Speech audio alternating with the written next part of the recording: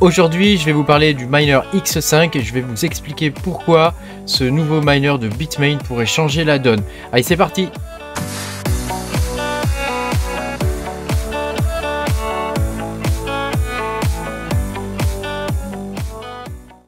Bonjour à tous les amis, je suis très content de vous retrouver aujourd'hui dans cette nouvelle vidéo où je vais vous parler du nouveau miner X5 de Bitmain.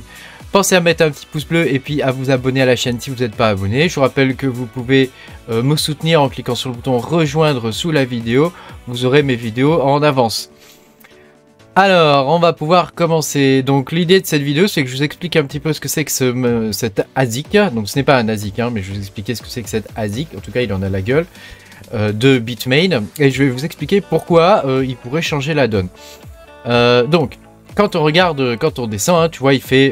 donc, c'est un ASIC, entre guillemets, hein, je vais dire ASIC, même si ce n'en est pas un, qui mine donc du Monero. En tout cas, il est paramétré pour miner du Monero avec une puissance de 212 kWh pour une consommation de 1350 watts à plus ou moins 10%. Donc c'est plutôt intéressant hein, pour quelqu'un qui aime miner du Monero ou tous les coins qui sont en random X, hein, l'algorithme du Monero. L'algorithme actuel du Monero. Et donc on peut voir dans la description hein, ici que Powered by Bitmain First RISC-V architecture CPU. Donc ça veut dire que grosso modo ce n'est pas du tout un ASIC.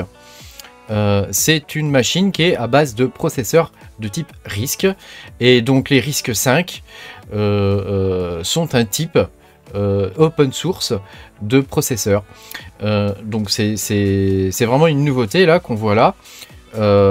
J'avais déjà publié quelques trucs et je me demandais à combien ça pouvait miner sur Twitter, hein, en particulier des SBC, des Small Board Computer, un peu comme le Raspberry Pi hein, si vous voulez, qui sont basés sur une architecture de type RISC-V. Pour rappel, hein, il y a deux types d'architecture au niveau des processeurs. Hein. Il y a les processeurs CISC, comme ceux qu'on utilise nous dans nos PC, hein, qui sont des processeurs avec des instructions complexes. Alors là, je simplifie énormément. Hein. Et puis, il y a les processeurs de type RISC, R pour Reduced, en anglais, hein, avec mon accent de merde. Hein, c'est-à-dire des processeurs avec des instructions réduites. Hein, donc, ils sont obligés d'envoyer beaucoup plus d'instructions pour exécuter des commandes. Mais voilà, c'est vraiment deux types d'architecture qui se bastonnent, on va dire, depuis les débuts de l'informatique. Donc, pour vous schématiser un peu, nos ordinateurs, nos PC personnels sont des processeurs CISC, les x86 hein, par exemple, et les téléphones, par exemple, qui ont des processeurs ARM, sont des processeurs avec une architecture RISC. Donc les RISC-V, c'est à peu près la même chose que les ARM, hein, sauf que le design du processeur est open source et libre, donc n'importe qui peut l'utiliser pour graver des CPU. Donc ça veut dire que grosso modo ce sont des processeurs qu'il y a dedans. Hein, ce sont des processeurs, donc ça veut dire que l'algorithme qui pour l'instant est le Monero, donc le Random X, il va pouvoir être changé. Il va pouvoir être changé probablement. Hein. Alors là, je fais des plans sur la comète, mais j'imagine que il va pouvoir être changé.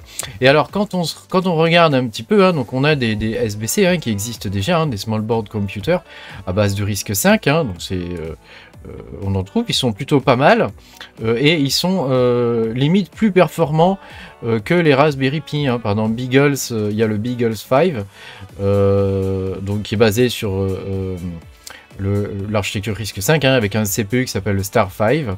Hein. Mais voilà, on en trouve d'autres. Hein. J'avais posté celui-ci il n'y a pas très longtemps, donc qui est un SoC on module.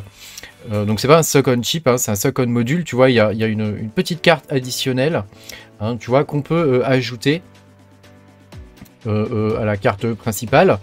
Hein, comme on peut voir par exemple pour certains types de Raspberry Pi. Hein, et donc ça permet de construire des machines de ouf en fait. Hein. Et donc cette machine là, le Litchi Pi 4A, il est extrêmement efficient, il fonctionne avec 16 Go de RAM. Voilà, moi je pense que je vais en acheter un juste pour le tester. Juste pour le tester. Mais tu vois, et comme c'est sur des modules, on peut construire des clusters avec.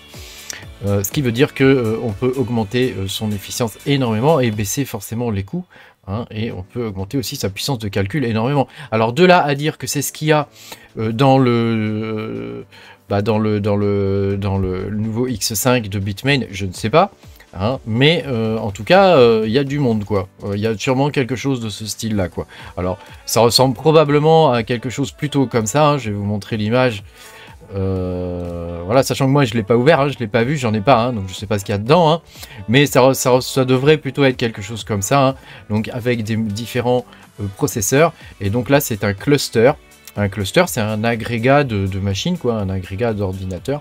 Donc là, ça peut être un agrégat, par exemple, de SOM, de socket on chip, par exemple, ou directement les chips hein, qui sont agrégés. Hein. Voilà, donc ça, c'est bon, ça, c'est des trucs qui ont été hackés, mais voilà, ça pourrait très bien être quelque chose comme ça. Et tu vois, apparemment, il y aurait désormais sur certains RISC-V, sur certains microcontrôleurs hein, RISC-V, donc là on est plus dans la partie microcontrôleur que dans la partie CPU, mais ils auraient fait des avancées majeures sur le chiffrage, hein, c'est-à-dire tout ce qui est algorithme de chiffrage à partir de ce type de CPU, quoi. Donc après, à voir ce que ça pourrait donner, hein, mais grosso modo, ça voudrait dire que ce qu'on a actuellement sous les yeux et qui va bientôt arriver pourrait potentiellement s'adapter à n'importe quel type de coin CPU. Hein, donc ça pourrait être la grosse merde pour nous. Hein, à voir ce que ça va donner, mais voilà, actuellement quand on regarde, tu vois, comparé à un 7900X, il a quasiment la même, il a 10 fois plus de puissance. Il a une consommation qui est un peu supérieure quand même au 7900X, hein, parce que le 7900X, si tu le mets en si tu l'undervolt à 1 volt, tu arrives à le pousser à peu près à 4,7 GH par seconde. Mégahash par seconde sur le Monero. Donc, non, au niveau de la vitesse d'horloge. Donc, tu vois, et tout ça pour une consommation d'à peu près 90-100 watts à peu près. Hein, donc, tu vois, on est quand même pas très loin de tout ça. Hein. On est quand même pas très loin de tout ça. Donc, à voir ce que ça va donner. Mais si ils arrivent à développer un OS intéressant dessus et qu'ils arrivent à développer différents types d'algorithmes, c'est-à-dire qu'avec ce type de machine, tu devrais pouvoir miner à peu près n'importe quoi. N'importe quoi, n'importe quel coin, hein, à partir du moment où eux ont développé le truc. Hein. Après, c'est une boîte noire, hein, le truc est fermé, on n'a pas le code source, donc on peut pas non plus le modifier ou améliorer des choses, etc. Quoi. Donc bon, on verra bien ce que ça va donner, mais en tout cas, c'est pas forcément une bonne nouvelle pour nous, sachant qu'on connaît pas encore son prix, hein, le prix, ça sera le nerf de la guerre. S'il est dans les 5000 $, peut-être moins, même 4000 ou 3000 $. Bah, ça peut être intéressant, hein, ça peut être intéressant, sachant que même si de toute façon Monero, la team du Monero va changer d'algorithme, ils pourront l'adapter, puisque ce ne sont pas des ASIC. Les ASIC c'est fermé, c'est bloqué. Hein. Une fois que tu as gravé ta puce, elle est gravée pour faire telle tâche, quoi. Là, ce sont des CPU, quoi. Donc CPU type RISC-V, quoi. Donc c'est un peu comme si tu avais 50 processeurs, ou peut-être 100, je sais pas combien il y a de puces dedans, d'alignés, quoi, comme tu peux avoir dans ton téléphone, quoi. Mais dans ton téléphone, tu en as un. Donc à voir ce que ça va donner. À voir ce que ça va donner. Moi, je suis pas très confiant quand même pour l'avenir avec ce type de machine. Je trouve qu'en ce moment, le minage à base de CPU et de GPU se fait défoncer la gueule. Hein. On a vraiment l'impression qu'ils veulent pas que les gens minent chez eux.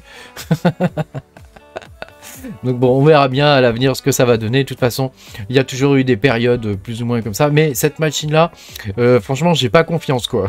J'ai grave pas confiance, quoi. J'aime pas ce genre de machine. J'aime pas les ASIC, hein, de base, hein, parce que je trouve que c'est... Même si c'est censé apporter de la stabilité au réseau, je trouve que c'est du jetable.